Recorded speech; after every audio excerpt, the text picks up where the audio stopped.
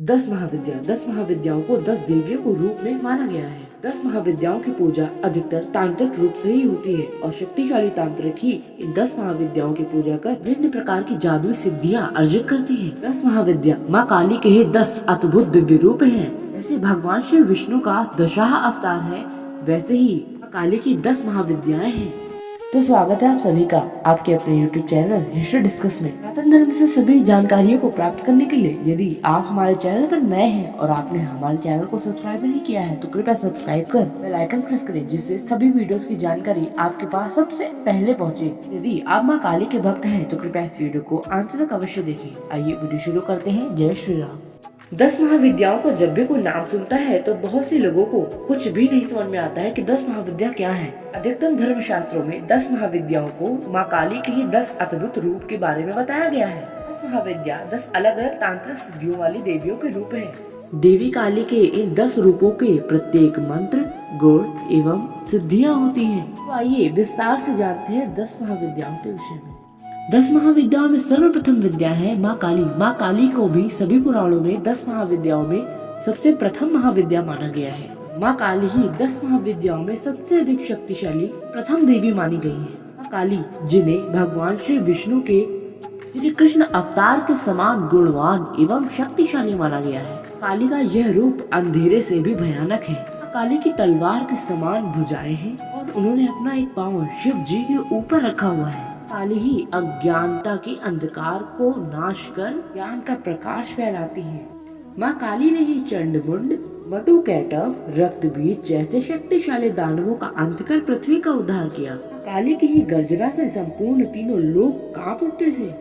दूसरी महाविद्या है देवी तारा। देवी तारा ही इस पृथ्वी की केंद्रीय सर्वोच्च नामक 10 महाविद्याओं में से दूसरी देवी है। इनका रंग रूप नीला है। उन्होंने एक बाघ की खाल पहनी है अथवा इनकी 3 आँखें हैं।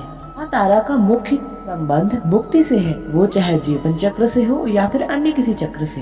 मुंडमाला धारण की हुई माँ तारा काफी हद तक मिलती जुलती माँ काली की ही तरह है। देवी तारा बौद्ध धर्म में भी महत्वपूर्ण भूमिका निभाती है। बौद्ध धर्म के लोग भी देवी तारा को मानते हैं। बौद्ध धर्म के कुछ ग्रंथों में देवी तारा का भी उल्लेख किया गया है। देवी तारा की पूजा करने वाले को मोक्ष ही प्राप्त होता है, चाहे उसे जीवन से मोक्ष पाना हो चाहे किसी समस्या से। देवी तारा की साधना एवं पूजा करने वालों को मोक्ष की प्राप्ति अवश्य होती है। तीसरी महाविद्या है देवी षोडशी। माँ षोडशी, जिन्हें हम त्रिपुर सुंदरी के नाम से भी जानते हैं, माँ सदाशिव की तरह माता का 5 मुख वाला रूप है। तंत्र शास्त्रों में माता को पंचवक्र नाम से भी संबोधित किया गया है, जिसका मतलब होता है 5 मुखों वाला रूप। माता का भी दिव्य स्वरूप अद्भुत है। कहा तो ये भी जाता है कि माता का ये दिव्य स्वरूप अत्यधिक सुंदर 16 वर्ष की बालिका के रूप में है। ये तंत्र में श्री विद्या की अधिष्ठात्री देवी माना गया है। श्री यंत्र यानी श्री चक्र सामग्री के रूप में भी माना गया है। माता की साधना सुख एवं मोक्ष पाने के लिए ही करी जाती है। माता की साधना भावनाएं, शरीर एवं मन को नियंत्रित करने के लिए भी करी जाती है। चौथी महाविद्या है देवी भुवनेश्वरी। भुवनेश्वरी, जिन्हें राजराजेश्वरी के नाम से भी जाना जाता है, इन्हें ब्रह्मांड के रक्षक के रूप में भी बताया गया है। भुवनेश्वरी अपने मस्तक पर अर्धचंद्र को धारण करती हैं। माँ भुवनेश्वरी कई पहलुओं में त्रिपुर सुंदरी के ही समक्ष है। माँ भुवनेश्वरी को आदि शक्ति के प्रथम स्वरूप में भी जाना जाता है। माता के भी 3 नेत्र हैं, इसीलिए इन्हें त्रिनेत्रा के नाम से भी जाना गया है। ने दुर्गमासुर नामक दैत्य का अंत भी किया था। 4 भुजाओं से युक्त देवी भुवनेश्वरी अपनी 2 भुजाओं में पाश और अंकुश धारण करती हैं और अन्य 2 भुजाओं में वर्ग तथा अभय मुद्रा प्रदर्शित करती हैं।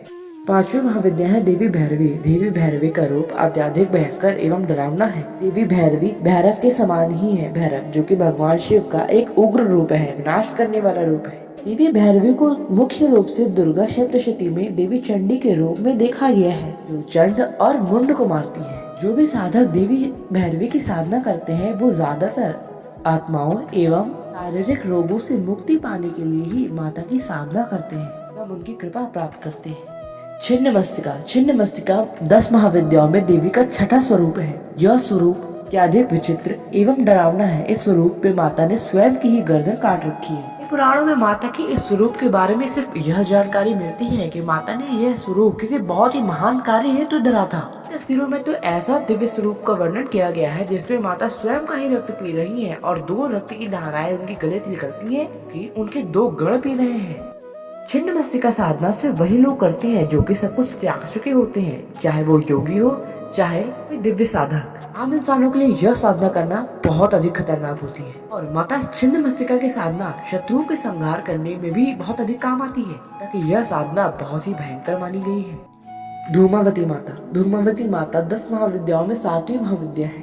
धूमावती माता बहुत ही विचित्र स्वरूप की है। का स्वरूप एक विधवा के समान है। कथा के अनुसार एक बार देवी पार्वती को बहुत अधिक भूख लगी थी, परंतु शिव जी उस समय समाधि में थे, इसीलिए उन्होंने कुछ खाया नहीं था। शिव जी समाधि से नहीं उठे तो क्रोध में आकर उन्होंने स्वयं ही शिव जी को खा लिया। शिव जी के गले में विष होने के कारण शिव जी के देवी पार्वती के शरीर के अंदर जाने से देवी पार्वती के शरीर से धुआं निकलने लगा। उनका स्वरूप एक विधवा के समान हो गया। तब भगवान शिव माया द्वारा बाहर निकले और भगवान शिव ने कहा, आपके आज से इस स्वरूप की भी पूजा करी जाएगी। देवी धूमावती की साधना गरीबी एवं रोगग्रस्त लोगों के लिए करवाई जाती है। देवी धूमावती की साधना खतरनाक साधना भी है, क्योंकि देवी धूमावती की साधना करते वक्त कोई भी व्यक्ति आपको ना देखे और आप भी किसी को ना देखें। यह दिव्य साधना आसमान के नीचे बैठकर की जाती है। धूमावती एक बहुत ही शक्तिशाली एवं नकारात्मक ऊर्जाओं की देवी है। बहुत सारे दिव्य साधक जो कि तांत्रिक विद्याओं का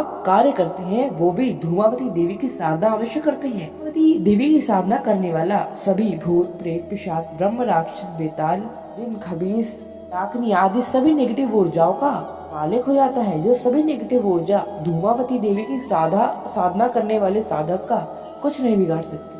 8वीं महाविद्या है देवी बगलामुखी माँ। देवी बगलामुखी माँ का जन्म भगवान श्री विष्णु के दिव्य तप से हुआ था। देवी बगलामुखी माता के मुख पर स्वर्ण के समान आच्छादित कर देने वाला तेज है। माता को पीला रंग अत्यधिक प्रिय है, अथवा इन्होंने पीले रंग के ही वस्त्र धारण कर रखे हैं। माता बगलामुखी की पूजा भी तंत्र साधना से ही है। यह कहते हैं इनकी पूजा बिना किसी शक्तिशाली एवं महान गुरु के नहीं करनी चाहिए। माता बगलामुखी माता की पूजा विभिन्न यंत्रों एवं तंत्र साधनाओं के साथ ही की जाती है। शत्रु और विरोधियों को शांत करने के लिए ही माता बगलामुखी माता की सिद्धि करी जाती है।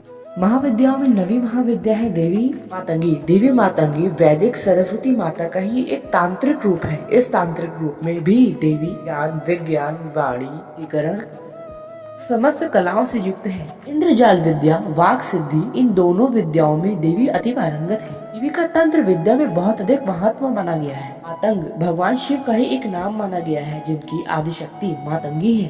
देवी की पूजा समस्त विभिन्न प्रकार की कलाओं में श्रेष्ठ होने के लिए ही की जाती है। मातंगी की तांत्रिक पूजाएं भी बहुत सारी होती है, जो कि साधारण साधक नहीं कर सकता है। उत्तम गुरु के सानिध्य में ही उनकी सिद्धि करी जाती है। 10 महाविद्याओं में 10वीं महाविद्या है देवी कमला। देवी कमला लक्ष्मी के वैदिक रूप का ही एक तांत्रिक रूप है। माता का यह रूप भी बड़ा अधिक सुंदर एवं अद्भुत है, ताकि इस रूप की पूजा धन वैभव ऐश्वर्य सुख समृद्धि को प्राप्त करने के लिए ही करी जाती है। माता रानी को स्वच्छता एवं पवित्रता बहुत अधिक प्रिय है। माता की पूजा वंश वृद्धि में भी करी जाती है। कमला उन्हीं स्थानों को अपना निवास बनाती है जहाँ पे अधिक मात्रा में उजाला हो और अंधकार न हो। माँ लक्ष्मी का ही यह तांत्रिक स्वरूप ऐश्वर्य एवं वैभव और धन को प्राप्त करने वाला ही स्वरूप है। 10 महाविद्याओं से संबंधित हमारे पास इतनी ही जानकारी प्राप्त थी। यदि आपको वीडियो जानकारी पूर्व लगी हो तो कृपया हमारी इस वीडियो को लाइक कर चैनल को सब्सक्राइब अवश्य करें, क्योंकि 90% से अधिक लोग ऐसे हैं जो वीडियो तो देखते हैं परंतु चैनल को सब्सक्राइब नहीं करते हैं। आपसे उम्मीद है हमारे इस छोटे से यूट्यूब चैनल को सब्सक्राइब कर अपनी कृपा हम पर बनाए रखें। इसी के साथ हमारा यह वीडियो भी यहीं पे समाप्त हो जाता है। यदि वीडियो अच्छी लगी हो तो हमें सपोर्ट करें। तब तक के लिए आप सभी को जय श्री कृष्णा, जय श्री राम, जय श्री महाकाल।